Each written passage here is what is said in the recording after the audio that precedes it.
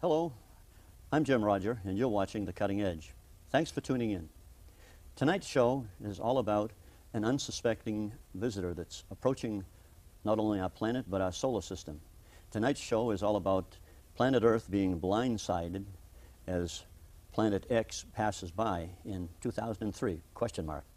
And with us tonight to discuss this is Mark Hazelwood. He's a researcher and an author and a lecturer on this subject.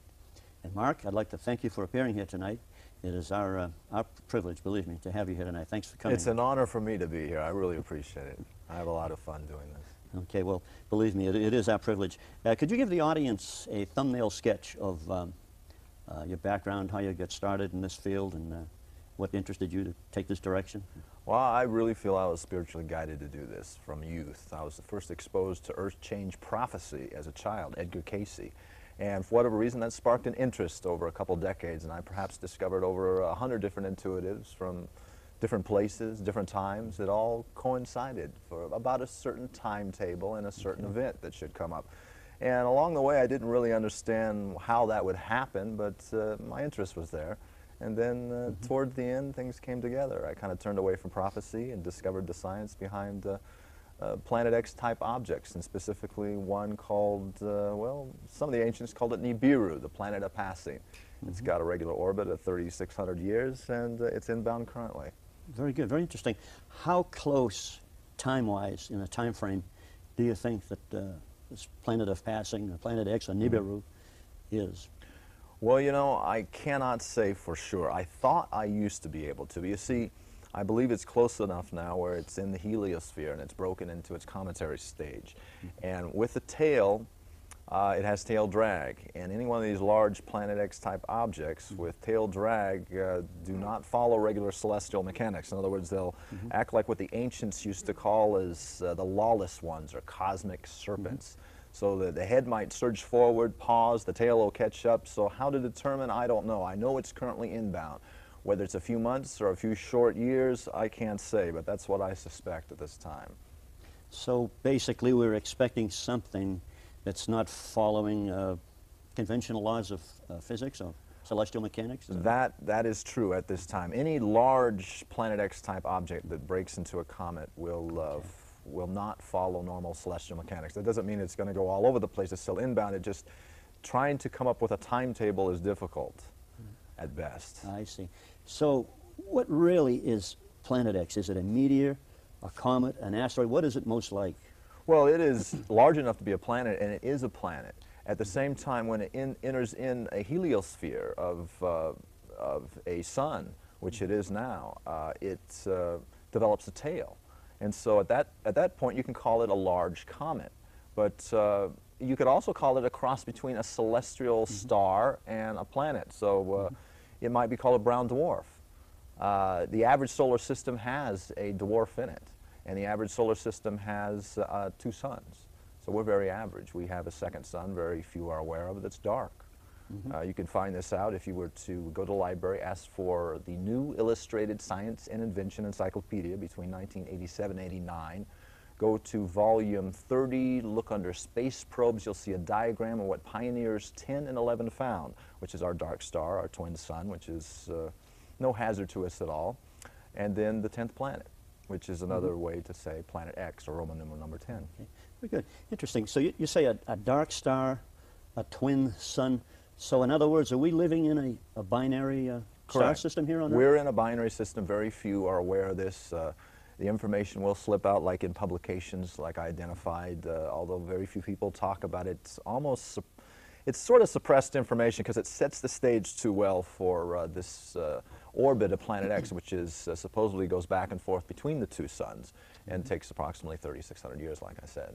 Interesting. And this comes from the Sumerian cuneiform tablets, their records, is that it? The Sumerian tablets do discuss the orbital time of Planet X, which they identify as 3,600. It may be closer to 3,700 years. They also name this planet as the 12th planet because they also included the sun and our moon as planets. So it can be called the 10th, the 12th, Nibiru. I have actually discovered 50 different names for this planet. I put 35 in my text, mainly from ancient historical sources who had great respect for it.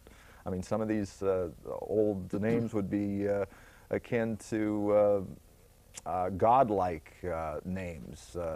Celestial Lord Shiva, Comet of Doom, the Destroyer. I mean, they're telling Nemesis. They're telling names. They really understood. Yeah, they understood the significance of when this thing comes, and consequently the names reflect that. Okay, so we're talking about something with a 36 or 3,700 year orbital path, Right. And so then, are there archaeological records that would support periodic destruction within those time frames, 36, 3,700 years? Absolutely, yes. In fact, I have a section in my text that goes into that. I could have filled my whole book with it, but I decided, you know, I can't just do that. It's not what this is about. So in that section, I go back 14 passages as far as records go. But the most telling evidence is not carbon dating. It is the evidence for the very last passage between 1600 and 1700 BC, and that is from tree rings around the entire globe. So it shows it was a worldwide event, a worldwide pollution event that lasted for decades. In other words, between 1600 to 1700 BC, tree rings from that time were severely narrowed, and not just in, like I said, not just in one area of the world, the entire world. And a mega pollution event like that for decades would not happen unless there was something significant that happened to this planet, like a passing celestial body or Planet X type object, which is what this is. Oh, okay, very interesting. So there does seem to be periods of past catastrophic destruction. One thing, as you were speaking, that entered my mind was the frozen mammoths in Siberia that were suddenly frozen. Some of these animals were frozen so quickly they still had fresh vegetation in their mouths and stomachs. And so whatever overtook them was fast, and it was catastrophic, and it was real. Hard science agrees with it. So I suppose that really supports what you're talking about. Yes, in fact, my research is complemented by a man by the name of James McKinney, and he's got the credentials to back him up and has been studying this subject for some 30 years. He has a book along similar lines called Planet X, Comets, and Earth Changes. And he brings up that when a Planet X type object like this passes, and there's more than one, the Nibiru is just our regular half-brother to the solar system, a rather large electromagnetic wave hits the surface. If it passes within a certain million miles away, a number of million miles away, and that could cause the surface to move similar to the sea. In other words, a tidal wave could go through the crust of the Earth and move it over the core, which would suddenly put the North and South Pole on different places on the crust, and that would take you know, a tropical environment and suddenly throw it into a polar or a very cold environment that would suddenly flash freeze a mammoth or several different animals just like it, and you'd have these records that that show this, and they are there. Not a good vacation spot. What about evidence of past catastrophic events within our own local solar system? Is there any of that that could be attributed to this? Well, yes. In fact, Mars has records on its surface that pretend of plasmatic exchange that could happen. In other words, these would be large lightning bolts that would happen through space between any large Planet X type object and another body. In fact, the Grand Canyon may have not been formed by water. It may have been vaporized by one of these large plasmatic exchanges.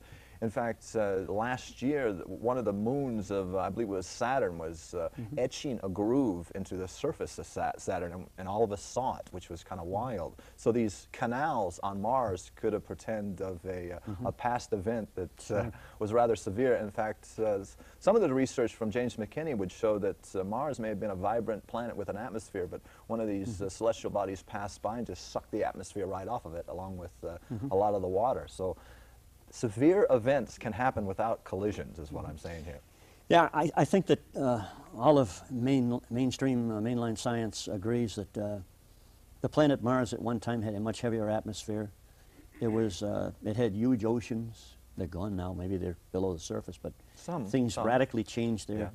We have the asteroid belt just beyond planet Mars. So they call it the asteroid belt. Maybe it's the remains of Mars, you know. Well, there could have been remnants of collisions. In other words, when this object comes through, it it is the time when the majority of the cratering on the moon and the Earth and all the other the planets in our solar system happen. In other words, there is a billiard effect that is set up. Although it does not run into anything, it passes on by. It brings in an entourage of objects, and there's where you get your possibility of impacts with its entourage of asteroids and other objects it brings with us. Geez. Not a pretty scenario. Drags a whole family of things along with it, so to speak, I guess. Right. Just last month, what came through? Neat. Tell us about that. Okay, well, it was a total media blackout. A large Planet X type object came through our solar system right around the sun. It was as large as Mercury. Like I said, 100% media blackout unless you're looking at Soho on the internet or on a few obscure e-groups like what I have and a few other people have. Can people at home look this up somewhere? Oh, sure. They can find out the details of this, but very shortly thereafter, NASA and the what I call the disinformation crew started to try to play this down because they did their best to cover it up. The second the surface lifted off of the sun, a massive coronal mass ejection caused by the plasmatic interchange between this passing object and started going towards this object. The second it hit the object, they shut down Soho for 8 hours, trying to cover up what may happen, because anything could have happened. This thing, like I said, planet-sized comet, could have taken off, and just a piece of it could have disrupted Earth. Just passing by Earth, if it would have changed its trajectory, this large solar flare could have affected us severely. So that's why they shut it down. They did not want people to know here, and that's their policy.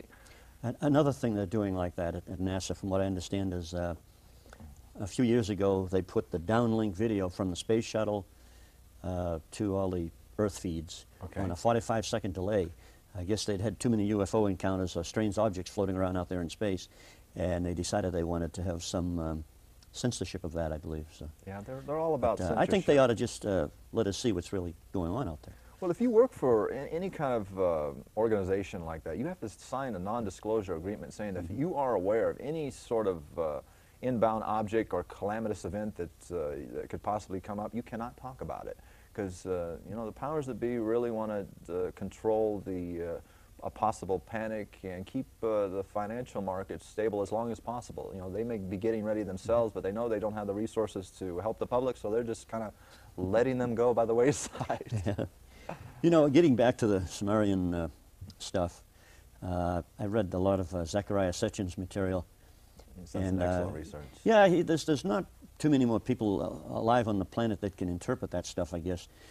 But apparently, you know, 3,500, 3,600 years ago, these people had a very detailed knowledge of the solar system. They knew how many planets we had. They knew how many moons there were around each one of the planets. These people, they were quite advanced. And in just 100 years ago, here on Earth, we started finding these things out in modern science that we knew 3,600 years ago, which I thought was amazing. But there was, or is, detailed information about Nibiru, however you prefer to pronounce it. And so we have some interesting information in the past, but are there many mainstream scientists today taking a real hard, serious look at this now?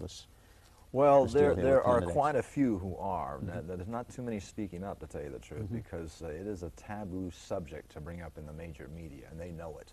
But there's quite a bit of interest in some of the evidence that is starting to be uncovered, like, some ruins off the coast of Cuba. You know some about this. Tell us what you know.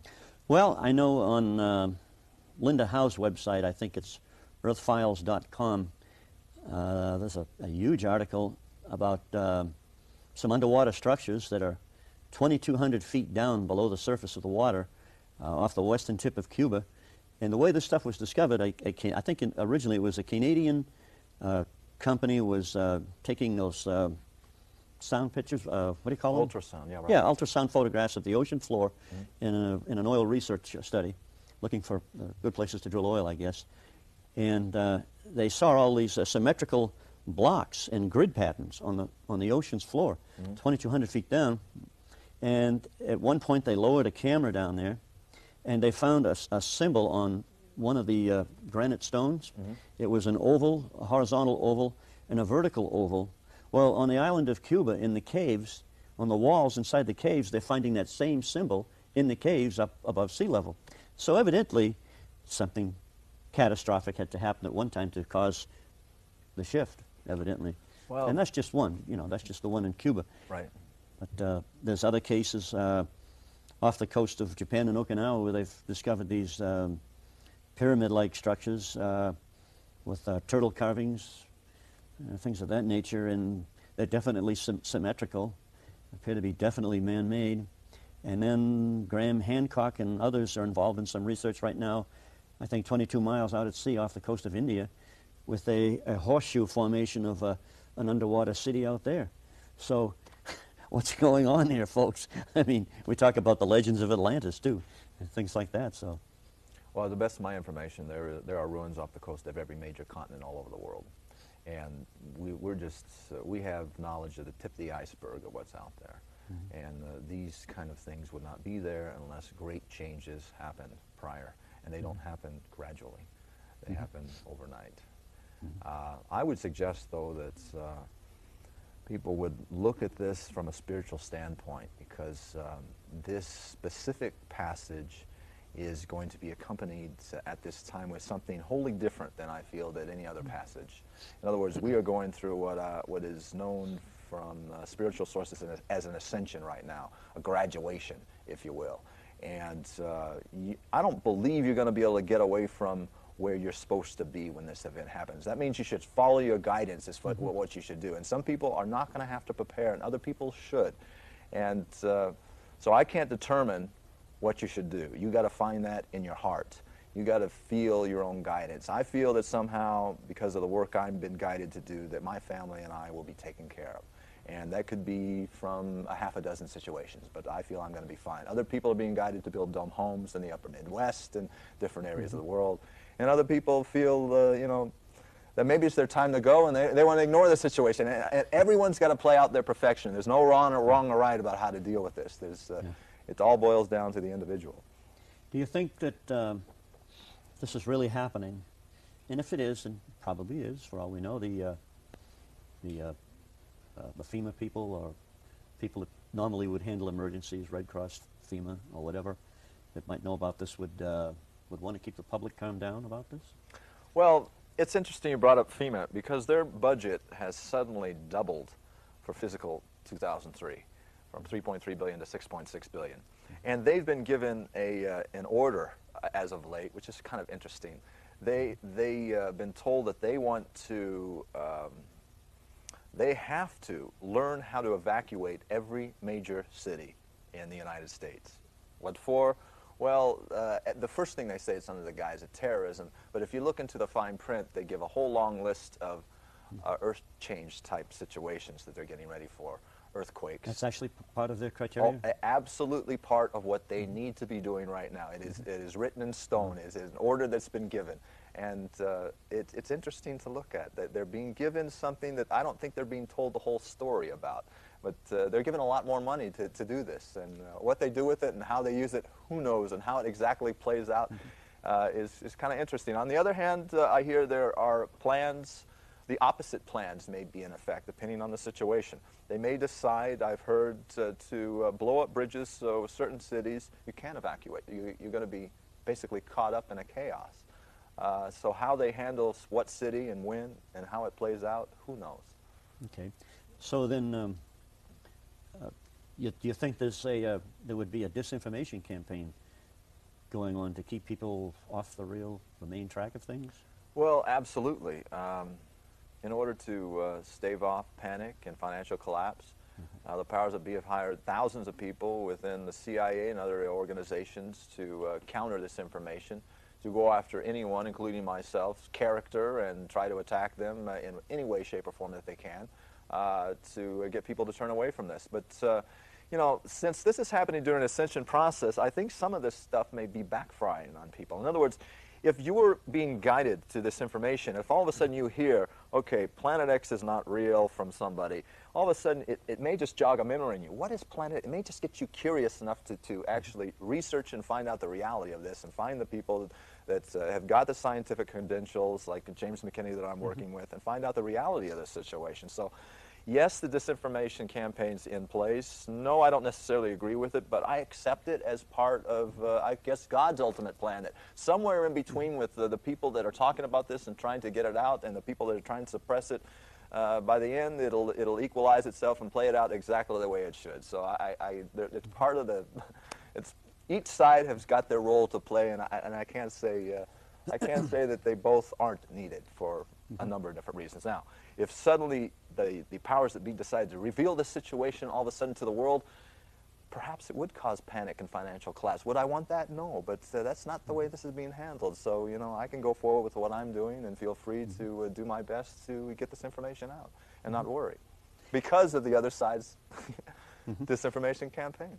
Interesting. You know, I've heard other people talking about this same subject, and I've heard them say that qualified people, astronomers interested in this particular subject, who were trying to get telescope time on certain telescopes around the world, were accepted, and it was okay. And then the moment that the operators of the telescopes found out what they wanted to do, sorry, we're closed.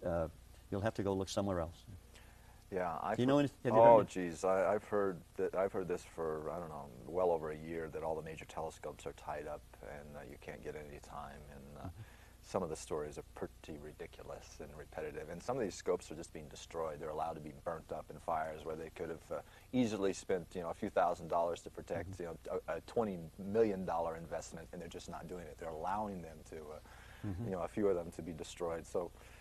Yeah, it is part of the situation. If people were to research this, they'll see the reality of that and a lot more. I mean, any time there's a large Planet X type object entering into the solar system, there's a plasmatic exchange with the sun. It causes the sun to start going bonkers. In other words, start discharging the surface and causing lots of solar flares. We've had a regular 11.5-year solar cycle now go on and on, decade after decade. Suddenly, this cycle won't end. It's supposed to end the solar maximum 99-2000. We're supposed to be at absolute solar minimum now. The amount of solar activity is at an all-time high right now. I know that. I'm a ham radio operator. I know the bands, the long-distance bands are still wide open, and they should be closed. It should be very difficult to use those bands right now. And the sunspot activity enhances that. It's off the scale. I mean, it's affecting our weather. In fact, all this so-called global warming that you're hearing about has all to do with the amount of electricity and protons that are coming from the sun affecting our jet streams and changing our weather. Our dirty little civilization puts out about as much hydrocarbons as one volcano going off at one time. We're not affecting the weather. So you don't buy into that global warming caused by us scenario. That doesn't mean that we shouldn't clean up our act and that pollution isn't wrong. We're not causing the changes that has gone on acutely since 1995 in the weather. It is all the result of this inbound planet and the solar flaring, the excess in solar flaring. You know, you mentioned something a minute ago about the, I guess, the electromagnetic effects existing approaches. Okay. Are you referring to something like, for example, when you walk across a carpet and touch the doorknob, zap? You know, is that the differently charged spheres coming in contact with each other? Is it sort of like that? Or? Well, the universe is 99% plasma. It conducts electricity, which is totally against the normal knowledge in the astronomical community. Although now, you know, there are a lot of scientists that are coming around and they recognize the electrical nature of the universe. We have electrical fields, and we're connected being this close. I think within 15 feet of any individual, your electrical fields start to mesh. It's the same way with the planets, except for it's a lot larger and it goes out a lot farther. Magnetosphere, yeah. Exactly. Yeah. So the planets are very much like people in that respect. There's the electrical interchange that is happening between them and between us, and it's all very similar. You know, not to go too far off the track here, one of the first things you learn in with electricity is there's a current and voltage, and the magnetic field they're all opposite each other. And any time you cut the lines of magnetic flux or a magnetic field, anytime you bring anything perpendicular through those visible lines of magnetic flux, you generate an electric current. Correct. And if you remember the tethered satellite a few years Jesus. ago, McKinney told NASA, don't do that, don't do that, don't do that. It's one of the most basic lessons of electricity. They almost lost the shuttle doing that. They lost 2 of their 3 navigational computers. They almost didn't get home. What they were doing is they were dragging, I think it was, what, 13 miles long, the tether, through the magnetic lines of flux, generating a current as they go along. I think what they did discover is a new way of generating electricity out in space when you're in the vicinity of a planet. Well, you know, James McKinney is a very dynamic scientist, and he can explain, you know, what he knows to your triple doctorate as well as the layman. And what he says, the sun basically works as a battery. It has a capacitor around it, in other words, the solar field. And it works very much like a backyard bug zapper. Whenever a fly comes in to that solar field, it discharges the capacitor, and it causes the bug to get killed, the electric current. Same way, a small comet coming through will discharge the capacitor, small solar flare will happen. When a large object comes in, it doesn't have to get very close, and it starts to discharge the entire surface of the sun on a regular basis. That's what's happening now.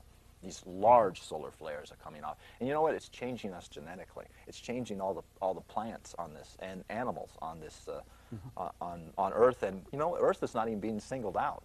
I mean, all the planets are changing here. The luminosity values of all the planets are increasing here in the solar system. The moon has actually developed an atmosphere about 6,000 feet of what they call natrium. The poles on Mars are melting. There's been a 40 to 50% magnetic polar shift already on the outer planets, they're the largest ones. So it's not just Earth. The global warming is a joke. To try to blame our little civilization, all this happening in the solar system all at once is a real joke. Now this is suppressed information that actually came from a Dr. Dimitrov who used to work with James McKinney, but the powers that be did their best to cut the lines of communication off between them, because he's in Russia and James McKinney's over here. But some of his research slipped out. One of the things that he showed, a real intricate study between the mid-70s.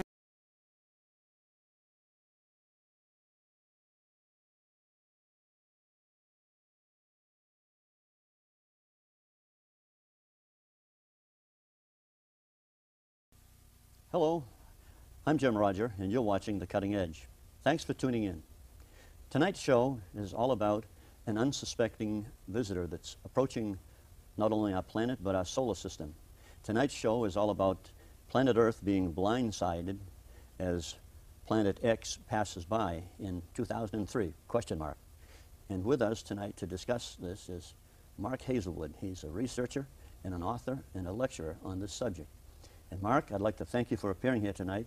It is our privilege, believe me, to have you here tonight. Thanks for coming. It's an honor for me to be here. I really appreciate it. I have a lot of fun doing this. Okay, well, believe me, it is our privilege. Could you give the audience a thumbnail sketch of your background, how you get started in this field, and what interested you to take this direction? Well, I really feel I was spiritually guided to do this from youth. I was first exposed to earth change prophecy as a child, Edgar Cayce. And for whatever reason, that sparked an interest over a couple decades, and I perhaps discovered over 100 different intuitives from different places, different times, that all coincided for about a certain timetable and a certain event that should come up. And along the way, I didn't really understand how that would happen, but my interest was there. And then toward the end, things came together. I kind of turned away from prophecy and discovered the science behind Planet X type objects, and specifically one called, well, some of the ancients called it Nibiru, the planet of passing. It's got a regular orbit of 3,600 years, and it's inbound currently. Very good, very interesting. How close, time-wise, in a time frame, do you think that this planet of passing, the Planet X, or Nibiru, is? Well, you know, I cannot say for sure. I thought I used to be able to. You see, I believe it's close enough now where it's in the heliosphere and it's broken into its cometary stage. And with the tail, it has tail drag. And any one of these large Planet X type objects with tail drag do not follow regular celestial mechanics. In other words, they'll act like what the ancients used to call as the lawless ones, or cosmic serpents. So that the head might surge forward, pause, the tail will catch up. So how to determine, I don't know. I know it's currently inbound. Whether it's a few months or a few short years, I can't say, but that's what I suspect at this time. So basically we're expecting something that's not following conventional laws of physics or celestial mechanics? That is true at this time. Any large Planet X type object that breaks into a comet will not follow normal celestial mechanics. That doesn't mean it's going to go all over the place. It's still inbound. It just, trying to come up with a timetable is difficult at best. I see. So what really is Planet X? Is it a meteor, a comet, an asteroid? What is it most like? Well, it is large enough to be a planet, and it is a planet. At the same time, when it enters in a heliosphere of a sun, which it is now, it develops a tail. And so at that point, you can call it a large comet. But you could also call it a cross between a celestial star and a planet. So it might be called a brown dwarf. The average solar system has a dwarf in it, and the average solar system has 2 suns. So we're very average. We have a second sun, very few are aware of it, that's dark. You can find this out if you were to go to the library, ask for the New Illustrated Science and Invention Encyclopedia between 1987 and 89. Go to volume 30, look under space probes, you'll see a diagram of what pioneers 10 and 11 found, which is our dark star, our twin sun, which is no hazard to us at all, and then the 10th planet, which is another way to say planet X.